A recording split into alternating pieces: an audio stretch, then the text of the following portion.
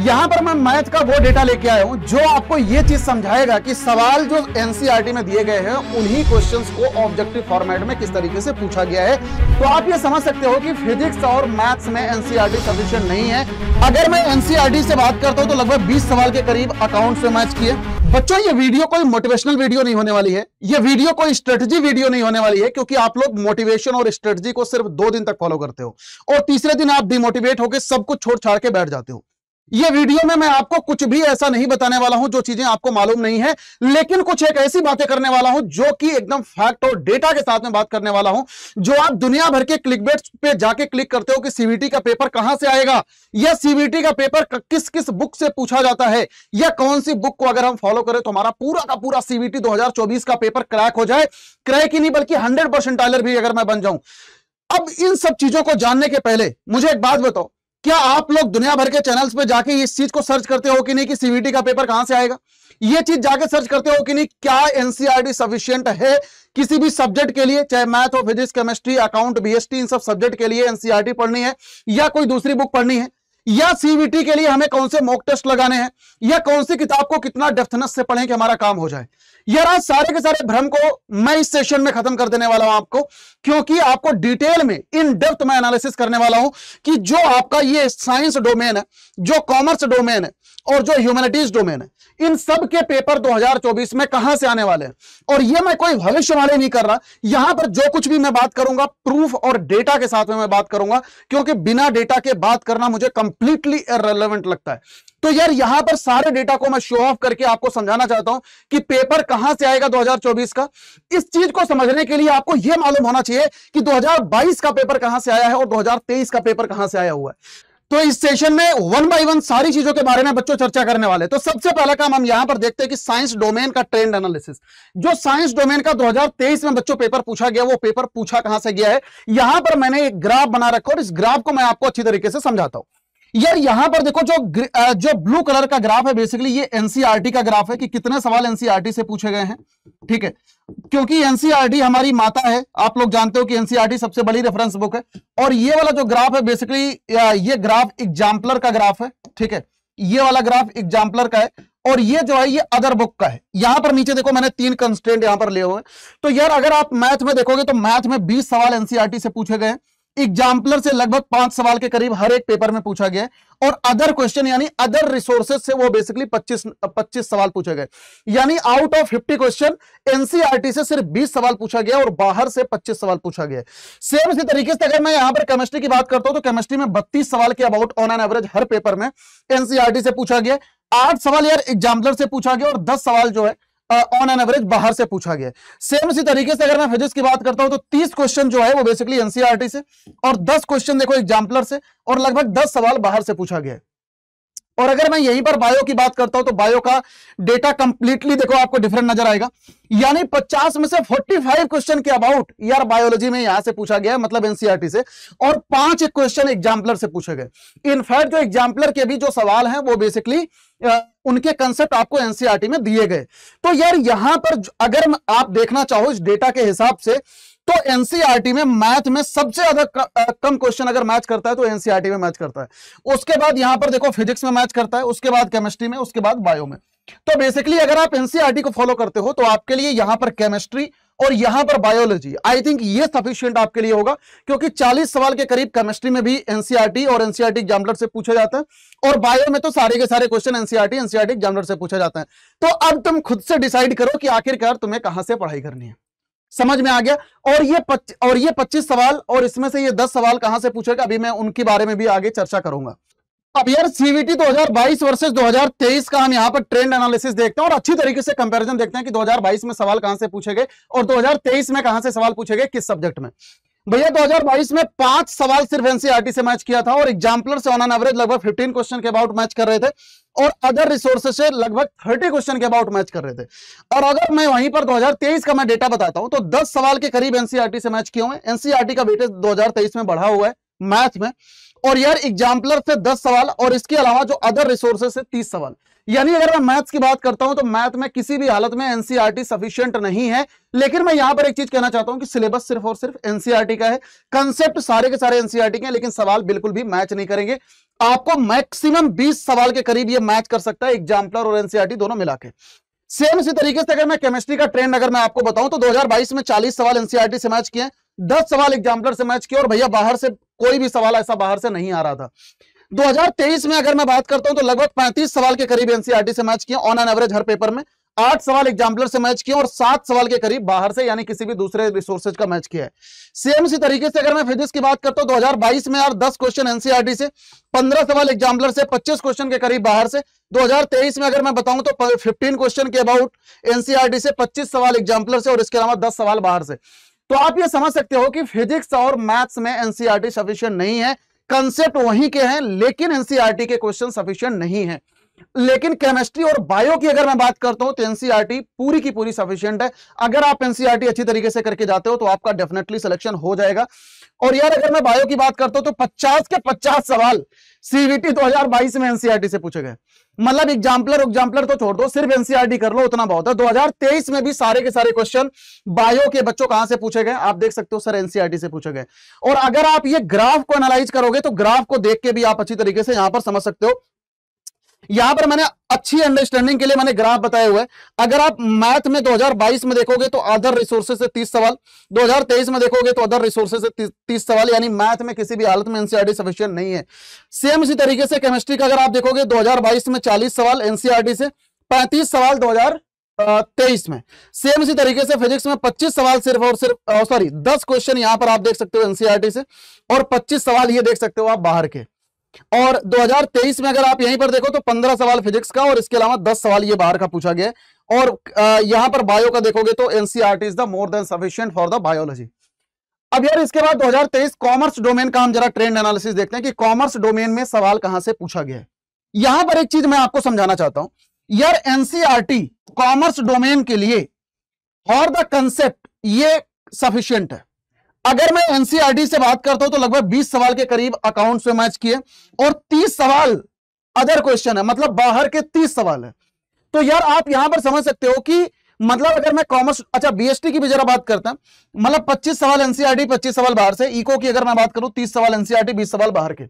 इसके पीछे का रीजन बताता हूं। देखो बीएसटी में क्या होता है, केस बेस्ड एनालिसिस के सवाल होते हैं, तो कई बार को वो करंट केस बेस्ड एनालिसिस पर सवाल पूछते हैं जिसका कंसेप्ट आपको एनसीईआरटी में मिल जाएगा, लेकिन वो क्वेश्चन आपको एनसीईआरटी में नहीं मिलेगा।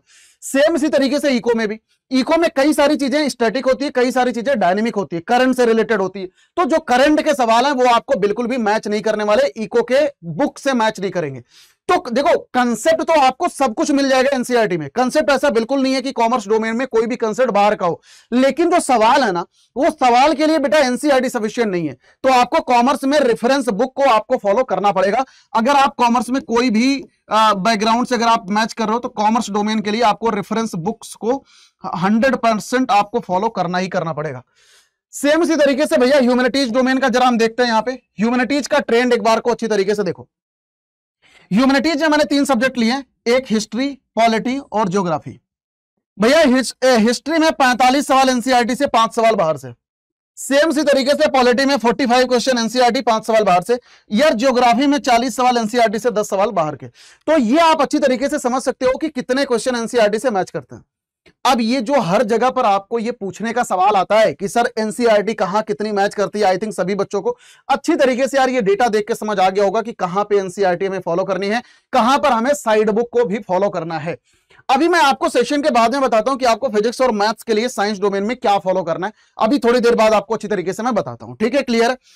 अब यहां पर जरा एक चीज मैं बताना चाहता हूं। देखो अब यहां पर जो चीज मैं तुम्हें दिखाने वाला हूं ना, ये चीज आपको शो करेगा कि जो एनसीईआरटी में, देखो अब पर्सनली मैं मैथ पढ़ाता हूं तो मैं मैथ की बात करता हूं, सेम इसी तरीके से आप फिजिक्स और केमिस्ट्री की भी आराम से देख सकते हो। यहां पर मैं मैथ का वो डेटा लेके आया हूं जो आपको ये चीज समझाएगा कि सवाल जो एनसीईआरटी में दिए गए हैं उन्हीं क्वेश्चंस को ऑब्जेक्टिव फॉर्मेट में किस तरीके से पूछा गया है और कैसे पूछा जाता है। अब यार यहां पर अगर आप जैसे देखो यहां पर मैथ एनसीईआरटी वर्सेस पीवाईक्यू 2023 का पेपर, ये 2023 और 2022 का एनालिसिस मैं आपको बता रहा हूं। रिलेशन एंड फंक्शन का चैप्टर है। रिलेशन एंड फंक्शन में एनसीईआरटी एक्सरसाइज 1.1 का क्वेश्चन नंबर 2 ये आपको दिया गया है। यार सेम इसी सवाल पर यहां पर आप सीवीटी 2023 का पीवाईक्यू देख सकते हो। सीवीटी 2023 का पीवाईक्यू सेम इसी ऑब्जेक्टिव सवाल पर सब्जेक्टिव क्वेश्चन पर ये ऑब्जेक्टिव क्वेश्चन यहां पर देखो फ्रेम कर रखा है सेम। तो आई थिंक समझ आ रहा होगा कि कैसे सब्जेक्टिव सवाल को ऑब्जेक्टिव में फ्रेम करता है। दूसरा सवाल यहां पर देखो, relation and function exercise number 1.1 का क्वेश्चन नंबर 4। ये जो क्वेश्चन यहां पर मेंशन है, आप यहां पर देखो, यही सवाल ऑब्जेक्टिव फॉर्मेट में सीवीटी 2023 में किस तरीके से पूछा गया है। आप आई थिंक अच्छी तरीके से देख सकते हो कि किस तरीके से पूछा गया है ऑब्जेक्टिव फॉर्मेट में, सेम यही सवाल है। इसके आगे चलते हैं। यहां पर आप देखो page number 40 inverse trigonometric function, page number 40 पर आपको ये बेसिकली एक टेबल दिया गया है। और यार इस टेबल को सीवीटी 2023 के पेपर में किस तरीके से पूछा गया है, आप ये नीचे मैच द कॉलम का सवाल ये आप देख सकते हो। सेम इसी तरीके से आगे बढ़ता है, पेज नंबर 48 एनसीईआरटी, यहां पर एक सवाल ये दिया गया है पेज नंबर 48 पर, tan इनवर्स दिस वन। इसी सवाल को सीवीटी ऑब्जेक्टिव में देखो जरा किस तरीके से पूछा गया है, यहां पर ऑप्शन बना के। आगे बढ़ते हैं, मैट्रिक्स का एग्जाम्पलर का प्रॉब्लम है, मैट्रिक्स एग्जाम्पलर का ये सवाल है।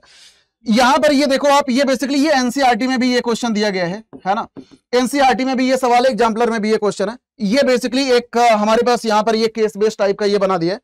सेम इसी क्वेश्चन को सीवीटी 2022 में किस तरीके से पूछ रखा है, आप ये यहां पर देख सकते हो। और आगे चलता है, यार पेज नंबर 43 मैट्रिसेस का ये सवाल सीवीटी में पूछा है। यहां पर 3x3 मैट्रिक्स है और इन्होंने जो सवाल पूछा है ये 2x2 मैट्रिक्स का पूछा है। मतलब सब्जेक्टिव सवाल को ऑब्जेक्टिव फॉर्मेट में यहां पर दे दिया। अब यहां पर आपको एक चीज सीखने को मिली होगी, देखो मैंने ना बेटा यहां पर सिर्फ और सिर्फ मैथ्स का जिक्र करा है क्योंकि मैथ में पढ़ाता हूं, ठीक है। बाकी सब्जेक्ट के बारे में भी आप अच्छी तरीके से इसी तरीके से आप कंपैरिजन करके देख सकते हो कि कहां पर क्या क्या चीजें मैच कर रही है। अब यहां पर मेरा एक सुझाव है आप लोगों को। सबसे पहला काम, अगर आप कोई भी सब्जेक्ट अगर आप पढ़ रहे हो, सबसे पहला काम आप पीवाईक्यूज को देखिए, क्योंकि अगर आप पीवाईक्यूज को नहीं देखोगे तो आपको यह समझ ही नहीं आएगा कि कौन सी चीज कहां से पढ़नी है। समझ में आ रहा है? देखो जनरली आप करते क्या हो कि जनरली आप बेटा एनसीईआरटी फॉलो करते हो, ठीक है, लेकिन एनसीईआरटी कई सारे सब्जेक्ट में सफिशिएंट नहीं है। तो उसके लिए सबसे पहला काम आपको करना है क्या है सर, सबसे पहला काम यहां पर हमको पीवाईक्यूज को देखना है। अगर आप पीवाईक्यूज को देखोगे ना तो ये आपको एक आइडिया देगा कि पेपर कहां से पूछा जा रहा है। फिर आपको क्या करना है, फिर इन्हीं पीवाईक्यूज पर बेस्ड आपको कंसेप्ट जिस भी बुक में मिले उसके हिसाब से आपको बुक डिसाइड करनी है। समझ आया? मैं यार यहां पर कोई भी बुक आपको रिकमेंड नहीं कर रहा हूं, लेकिन मैं ये चीज आपको कह रहा हूं कि पीवाईक्यूज जहां से भी पूछे जा रहे हैं उसके कंसेप्ट जिस भी किताब में मौजूद है, बस आप वही किताब उठा के आराम से अच्छी तरीके से प्रैक्टिस कर लो। एक चीज यहां पर मेरी और रिकमेंडेशन है, सभी बच्चे जरा ध्यान से सुनना। यार एनसीईआरटी इतने सारे सब्जेक्ट के लिए देखो एकदम आराम से तुम्हारा काम चल जाएगा। एक तो केमिस्ट्री हो गई, एक बायोलॉजी हो गई, ठीक है। इसके अलावा जो ह्यूमैनिटीज के सब्जेक्ट हैं, अगर मैं यहां पर बात करता हूं सर पॉलिटी की, हिस्ट्री की और ज्योग्राफी की, ठीक है, और इसके अलावा इको की, इतनी चीजों के लिए आपकी एनसीईआरटी सफिशिएंट है। बाकी सबके लिए आपको साइड बुक आपको पढ़ना पड़ेगा। अब यहां पर देखो एक दो रिकमेंडेशन है। अगर आपको मैथ्स करनी है तो यार मैथ्स में देखो ब्लैक पीपीटी 3.0 को आप फॉलो कर सकते हो, ठीक है। ब्लैक पीपीटी 3.0 ये आपके सक्सेस का रास्ता है। मतलब इसमें सारे सवाल हर एक चैप्टर के कम से कम 150 सवाल 100 सवाल यहां पर मैंने दे रखे हैं।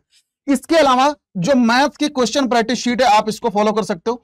इसके अलावा जो अड्डा 24/7 की जो हमने बुक बना रखी है आप इसको फॉलो कर सकते हो। तो ये 3 रिसोर्सेज अगर आप ये मैथ्स में फॉलो करते हो आपका काम हो जाएगा। इसके बाहर से कुछ भी नहीं आने वाला, एकदम गारंटी है। इसके बाहर से एक सवाल, एक सिंगल क्वेश्चन भी आपका आने वाला नहीं है। सर मुझे एनसीईआरटी फॉलो करनी है क्या? सर बिल्कुल नहीं करनी है। अगर आप बोर्ड दे रहे हो तो आप फॉलो कर लो, आप एक बार एनसीईआरटी लगा लो। अदरवाइज अगर आप में से कोई भी बच्चा ड्रॉपर है तो आपको एनसीईआरटी लगाने की कोई जरूरत नहीं है। आप यही 3 काम कर लो। अब यार यहां पर मैं एक चीज आपको और बताना चाहता हूं। अगर किसी बच्चे को फिजिक्स का रिसोर्स अगर आपको फॉलो करना है, एक तो जो गजेंद्र सर का नोट्स है आप इस चीज को फॉलो कर लो, है ना। गजेंद्र सर का जो नोट्स है इसको फॉलो कर लो। इसके अलावा दूसरी चीज यहां पर मैं आपको रिकमेंड करना चाहता हूं कि गजेंद्र सर की जो डीपीपीज हैं आप इसको फॉलो कर लो। इसके अलावा तीसरी चीज जो अड्डा 24/7 का जो बुक है आप इसको फॉलो कर लो। ये 3 रिसोर्सेज आप फिजिक्स में भी फॉलो कर लो और 3 रिसोर्सेज आप मैथ में भी फॉलो कर लो और बाकी सारे सब्जेक्ट के लिए आप एनसीईआरटी फॉलो कर लो, आपका काम हो जाएगा। लेकिन सर यहां पर आपने सब कुछ बता दिया, लेकिन बस एक चीज मुझे समझ नहीं आ रही है कि सर ये एनसीईआरटी बेस्ड क्वेश्चन प्रैक्टिस मिलेगी कहां, ब्लैक पीपीटी मिलेगी कहां।